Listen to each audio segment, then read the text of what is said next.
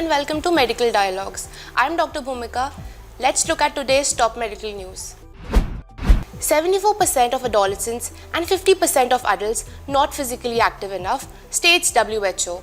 Nearly 74% of adolescents and 50% of adults are not physically active. World Health Organization recently stated asking the Southeast Asia region to strengthen policies to promote healthy diets and physical activity to combat the rising levels of overweight, obesity and non-communicable diseases, which is a leading cause of deaths in the region. The burden of overweight, obesity and associated metabolic disorders has been steadily rising in the World Health Organization Southeast Asia region, affecting both children and adults. These trends have fueled a surge in non-communicable diseases such as cardiovascular disease, diabetes and cancer, which are now responsible for nearly 2/3 of all deaths in our region, said Saima Wazid, Regional Director, World Health Organization, Southeast Asia, speaking at the inauguration of a regional meeting to promote healthy diets and food environments and physical activity through policies and enabling environments. The region is experiencing rapid demographic transition with rapid urbanization and economic growth further driving unhealthy diets, reduced physical activity and more sedentary lifestyles, stated WHO. A 10-fold increased risk of drug overdose in premature discharge cases, study finds. People who initiate a premature or before medically advised hospital discharge have a 10-fold increase in the risk of drug overdose in the following month, according to a new research in Canadian Medical Association journal. Hospital patients who initiate a before medically advised discharge are up to 3 times more likely to die in the following year than people who undergo routine physician-advised discharge. For a long time, frontline doctors and nurses have wondered if before medically advised discharge increases subsequent overdose risk, says Dr. John Staples, study senior author and a clinical associate professor at the University of British Columbia in Vancouver, BC. For patients with substance use disorder, a long hospital stay can sometimes be a period of drug abstinence, potentially reducing opioid tolerance and interrupting access to treatments. After these patients leave hospital, persistent pain and untreated addiction might prompt heavier than usual drug use. All these factors can increase the risk of subsequent overdose.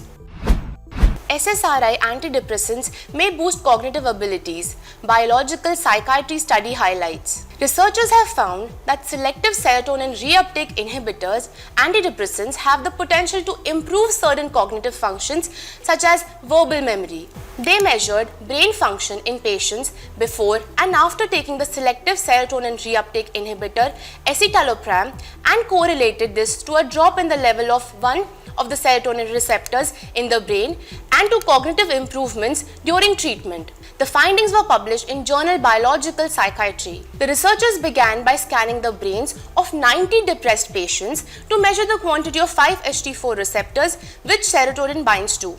At the same time, patients were given a series of tests to measure mood and cognitive abilities. Patients were given daily dose of escitalopram and at the end of an 8-week period, 40 patients were rescanned to measure the quantity of 5-HT4 receptor in the brain. The mood of the patients had improved, but the team also found that the level of 5-HT4 receptor had dropped by around 9%, possibly due to adaptation to the increased level of serotonin.